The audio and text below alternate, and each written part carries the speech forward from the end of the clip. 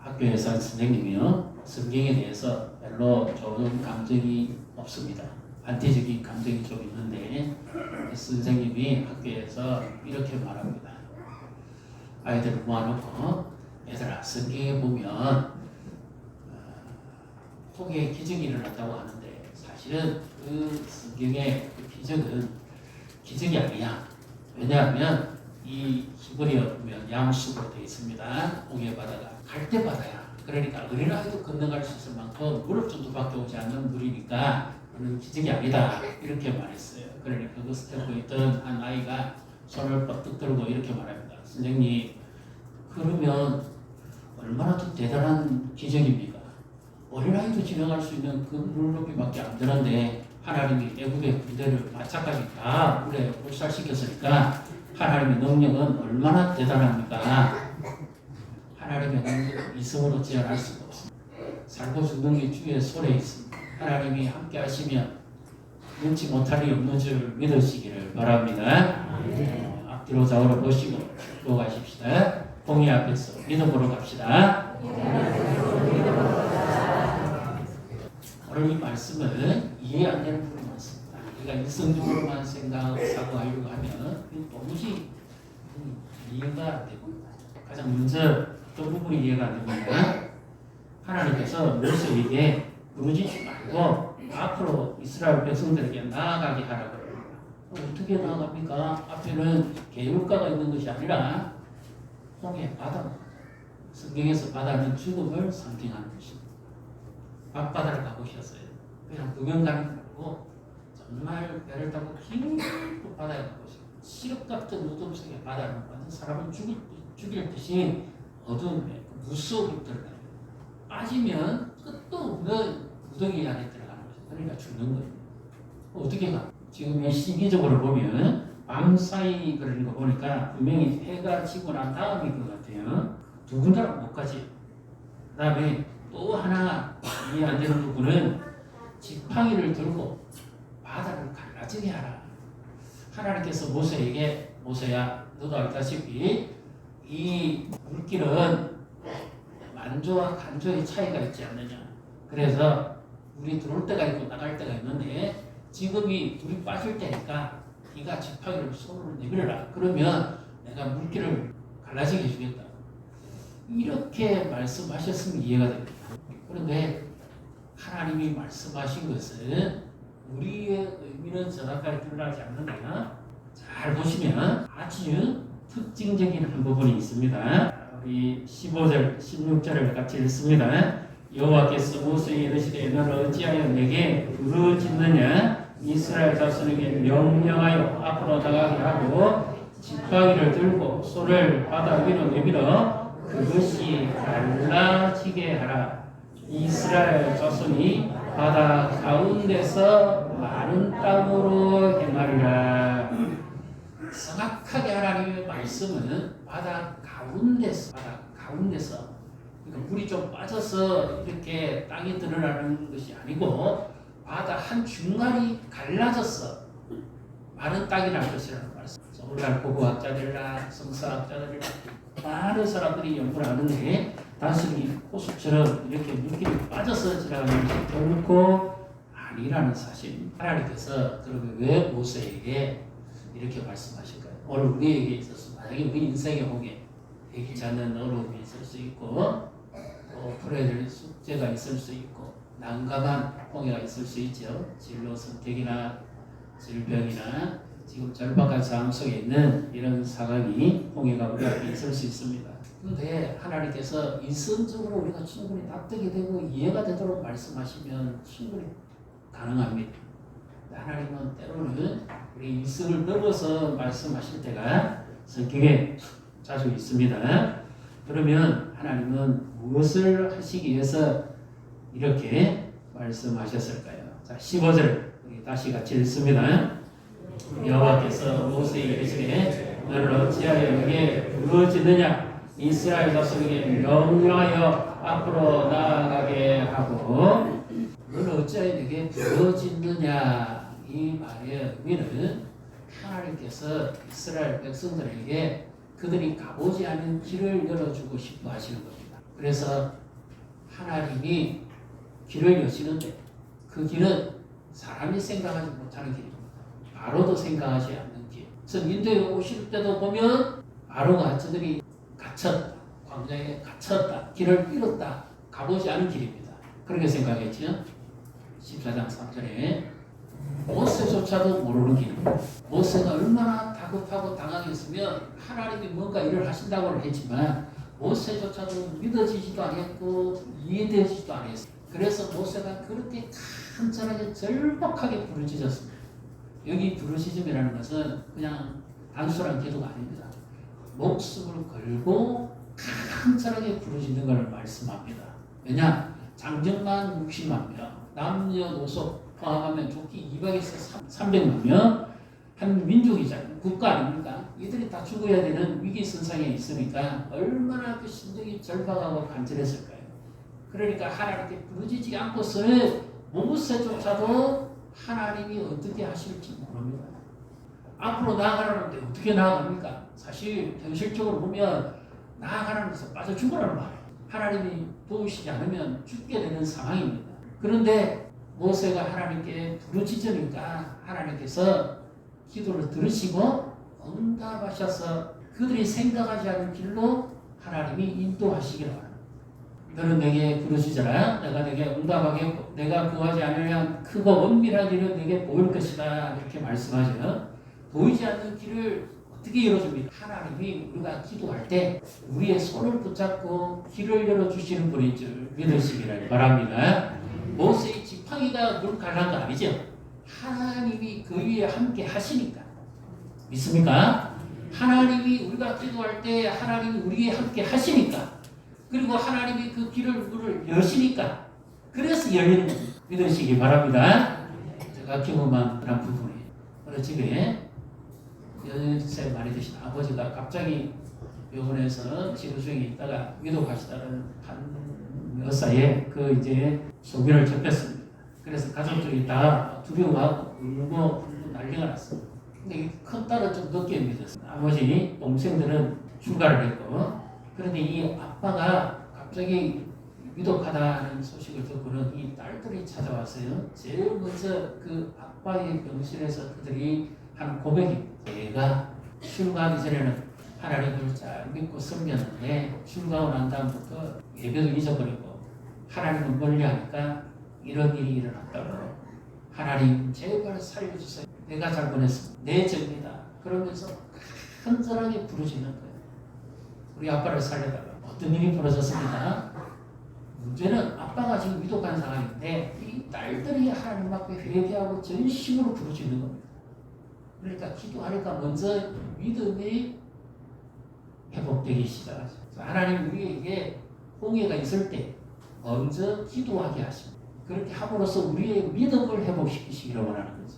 간절하게 그 딸들이 와서 기도하고 자기가 잘못했다고 회개하고 돌이키고 그러니까요. 하나님께서 그들의 기도를 들으시고 마음을 돌이키셨는지 위독하고 돌아가신다고 그랬는데 이분이 그 병원에 계시는 동안에 복음을 받아들이고 예수님의 생명이 그 속에 들어가고 그러니까 놀라운 일이 일어났어요. 아버지도 구원을 뿐만 아니라 몸이 회복됐고 이 딸들의 심취된 믿음도 회복됐고 절제절명의 위기 속에 있었는데 오히려 하나님께서는 이들이 부르짖고 달리니까 전혀 생각하지 않은 은혜를 베풀어 주신 거예요.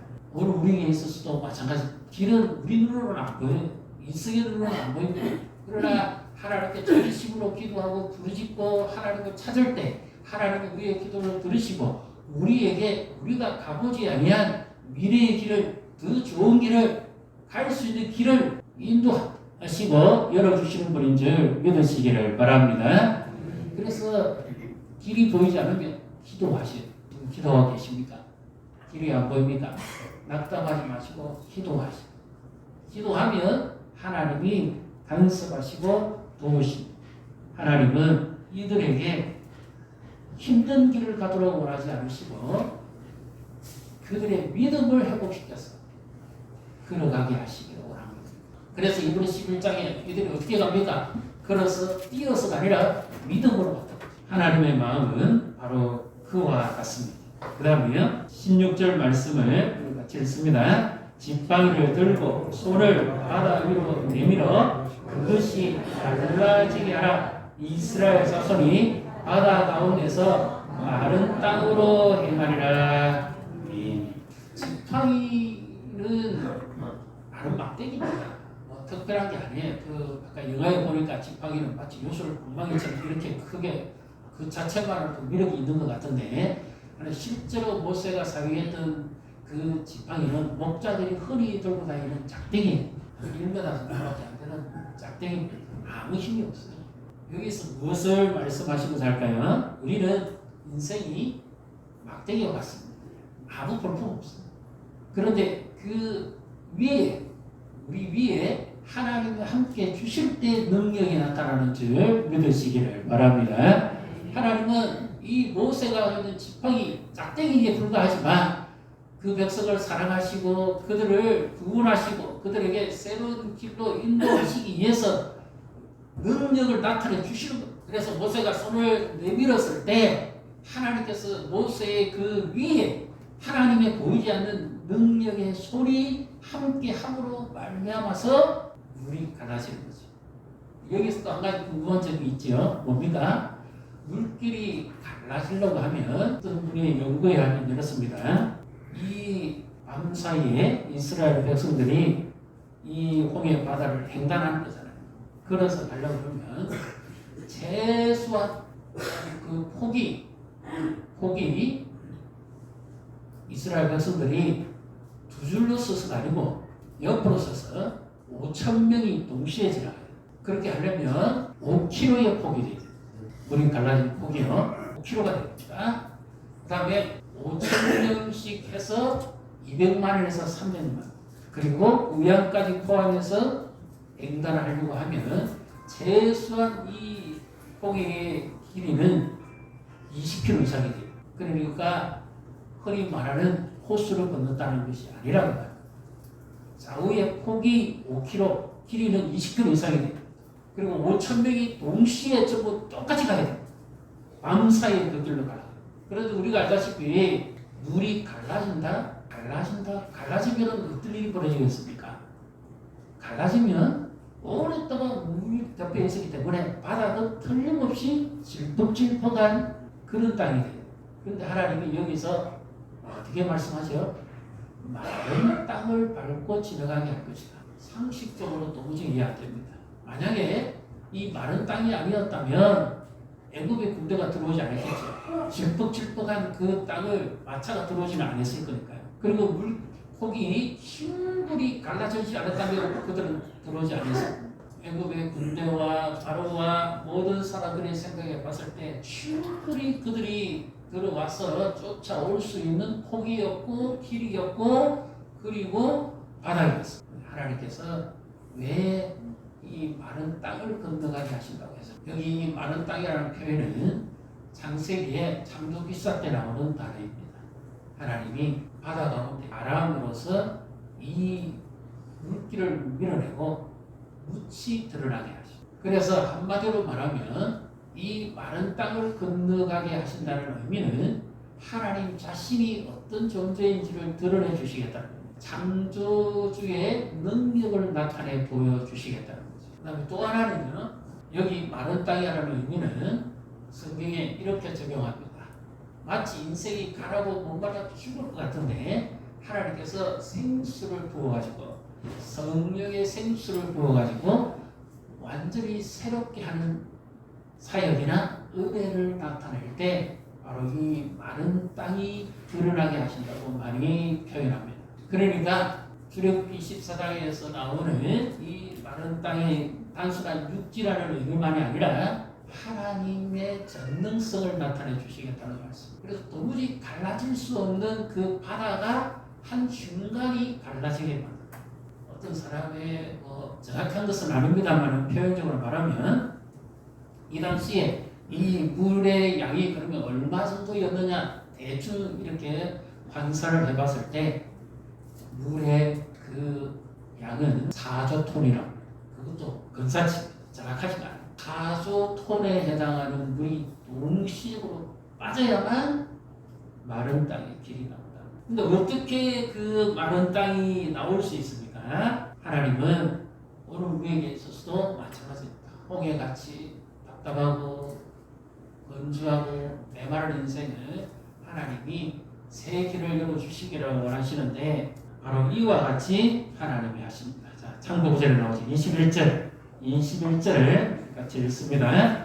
모세가 바다 위로 손을 내밀매 여호와께서 큰 동풍이 밤새도록 바다 물을 물러가게 하시니 물이 갈라져 바다가 마른 땅이 된지라. 하나님께서 큰 동풍을 불러서 밤 사이에 계속 바다 물을 물러가게 하십니다. 이것을 방망이처럼 순식간에 물이 쫙 이렇게 갈라진 것이 아니고 이스라엘 백성들이 내딛는 그런 바로 앞에서만 물이 조금씩 갈라져요. 이것이 좀 놀라운 것이죠. 그래서 여기서 보여주는 것은 뭡니까? 하나님께 부르짖었을 때 하나님께서 새 길을 열어주셨고 그리고 그 다음 어떻게 믿음으로 그들은 순종하며 나아갔습니다. 나아가야만 그 땅을 밟을 수가 있다. 홍해 앞에 계시다면 머뭇거리기만 해서는 안 돼요. 내 머리로 생각만 해서는 안 돼요. 하나님의 말씀에 순종할 때 첫 발을 내디딜 때 그때마다 하나님께서 그 앞에 물을 여시고 우리의 삶을 날마다 더 한 걸음씩 인도하시는 줄 믿으시기를 바랍니다. 그래서 하나님은 그 백성들이 어려운 길로 가지 않고 순탄한 길로 가도록 인도하시기를 원하시는 마음이 여기서 나타납니다. 오늘 우리에게 있어서도 마찬가지입니다. 하나님 앞에 기도하고 믿음으로 나아갈 때 하나님이 한 걸음 한 걸음 우리의 삶을 인도하시고 나타내 주시기를 원하시는 거죠. 우리 믿음이라는 것은 수학 공식처럼 하루아침에 바로 해결 안 됩니다. 예수님을 구주로 믿고 영접하는 순간부터 믿음이 삭등이 시작하지만 믿음의 생활은 하루하루 하나님의 인도하심을 받고 따라가야 돼요.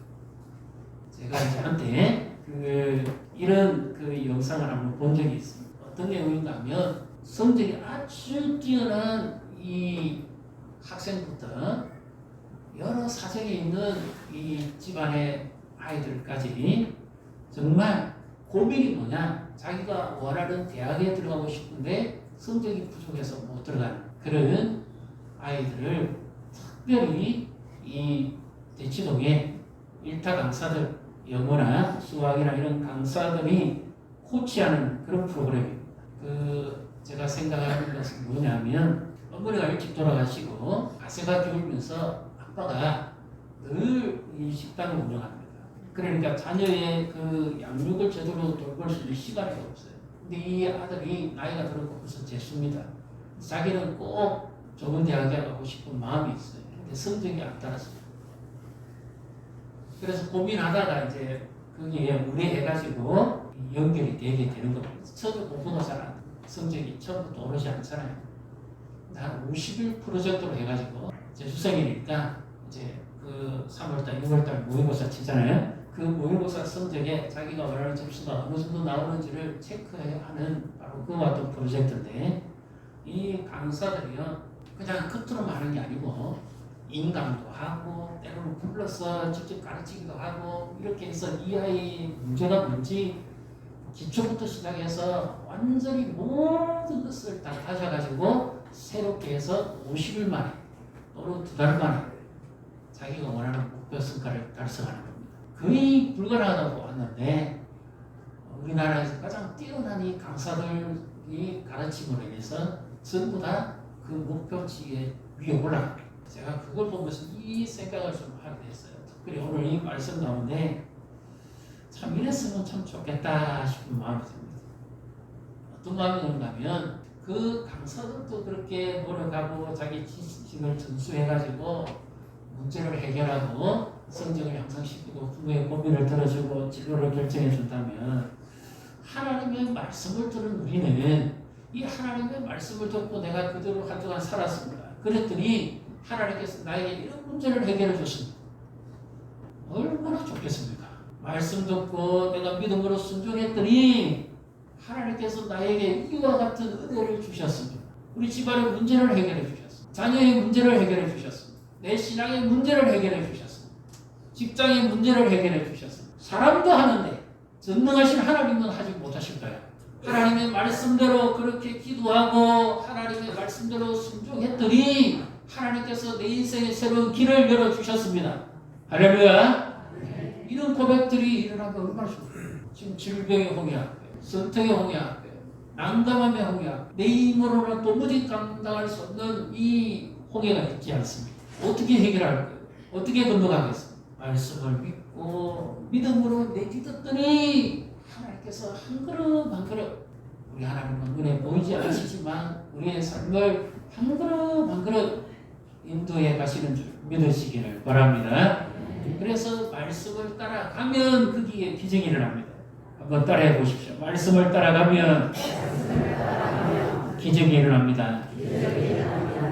순종하면 기적이 일어납니다. 이들이 홍해 앞에서 머뭇거려서는 그 땅을 밟지 못했습니다. 부르짖었고 순종하니까 하나님께서 기뻐서 어느 누구도 가보지 않은 마른 땅을 밟고 그 홍해, 최소한 폭이 5km, 길이가 최소한 20km 이상 되어지는 그 바다를 건너가게 하시는 거죠. 우리 인생의 홍해, 우리 힘으로 얻지 못합니다. 먼저 믿음을 해보죠. 하나님은 기도하는 우리에게 믿음을 주시기로 합니다.